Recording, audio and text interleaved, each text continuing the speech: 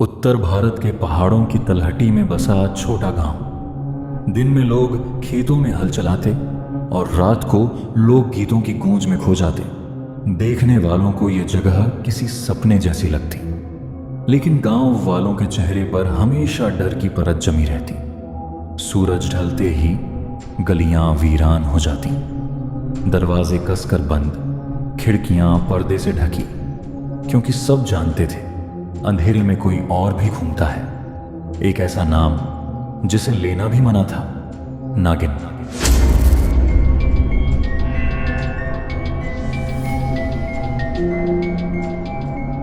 कहानी 100 साल पुरानी है।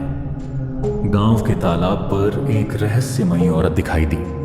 उसके बाल काले, आंखें हरे रंग में चमकती, और जब वो सांस लेती तो आवाज फुफकार जैसी आती।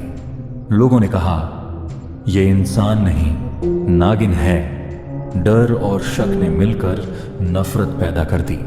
एक रात गांव वालों ने उसे पकड़ लिया, रस्सियों से बांधा, पत्थरों से पीटा और तालाब किनारे जिंदा गाड़ दिया। मरते समय उसकी चीख गूंजी, तुमने मुझे धोखा दिया। अब हर तीसरी अमावस में लौटूंगी। तुम्हारी बेटियां मेरी होंगी और तुम्हारे घरों की खुशियां जहर में बदल जाएंगी। उस दिन से गांव पर श्राप उतर आया। पहली अमावस आई। गांव की सबसे सुंदर लड़की अचानक गायब हो गई। सुबह तालाब किनारे उसकी लाल चुन्नी मिली और उसके पास पड़ा था उतरा हुआ सांप का खाल। गांव कांप उठा। श्राप अब सिर्फ एक कहानी नहीं रहा। औरतें कहती, रात को तालाब से गीत सुनाई देता। पहले वो मीठा लगता, फिर डराने लगता। जिसने भी उस गीत का पीछा किया, सुबह उसकी लाश मिली। आंखें खुली और मुंह से फुफकार निकलती। एक लकड़हारे ने देखा, सफेद साड़ी वाली औरत चांदनी में नाच रही है, लेकिन उसकी परछाई इंसान की नहीं, नागिन की थी। अगले दिन लकड़हारा पागल हो गया। उसकी आंखें लाल, दांत नुकीले, और वो हर किसी को काटने दौड़ता। एक बूढ़ी दाई ने कहा, कुएं से पानी भरते वक्त उसने पीछे देखा।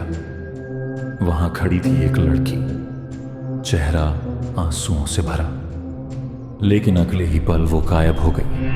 पीछे जमीन पर नागिन की लकीरें रह गईं। गांव की सबसे सुंदर दुल्हन राधा।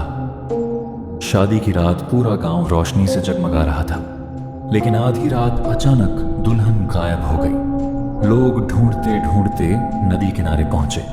वहां उसका लाल जोड़ा पड़ा था, खून से सना हुआ, और उसके ऊपर उतरी हुई सांप की चमड़ी, जो अब भी हल्की हल्की हिल रही थी। गांव का पुजारी कांपते हुए बोला, यह नागिन अब भी जिंदा है। यह सिर्फ आत्मा नहीं, श्राप का रूप है।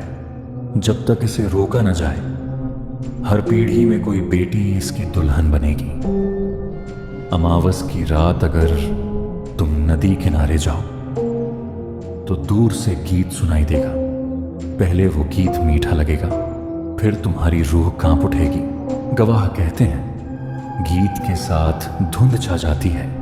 धुंध में एक सफेद साया नाचता है। उसके बाल हवा में उड़ते, आंखें आंसुओं से भरी और होंठ मुस्कुराते हुए। लेकिन जब धुंध छौंटती है तो बस खून और कपड़े बचते हैं। गांव वालों ने कई बार कोशिश की। पुजारी ने हवन किया, मंत्रोच्चार गूंजे, कभी तांत्रिक बुलाए गए, काली पूजा रखी गई, लेकिन आधी रात नागिन का गीत सब ढक देता। अगले दिन फिर किसी लड़की की गुमशुदगी। लोग समझ गए, ये नागिन साधारण आत्मा नहीं, ये इंसानों में घुस सकती है। हर पीढ़ी में कोई लड़की उसकी छाया लेकर जन्म लेती है, इसलिए हर पीढ़ी में कोई ना कोई लड़की ऐसी पैदा होती जिसकी आंखें रात में चमकती हैं। आज भी जब अमावस आती है, गांव वाले दरवाजे कसकर बंद कर लेते हैं। खिड़कियों पर लोहे की सलाखें जड़ी हैं। औरतों को घर से बाहर निकलना मना है। कहा जाता है, अगर किसी घर की छत पर नागिन 3 बार घूम जाए तो उस घर में मौत पक्की है। और अगर आधी रात तुम्हें कोई लड़की गाते हुए सुनाई दे तो समझ लो मौत तुम्हारे दरवाजे पर दस्तक दे चुकी है, क्योंकि वो गीत इंसान का नहीं, वो नागिन का बुलावा होता है।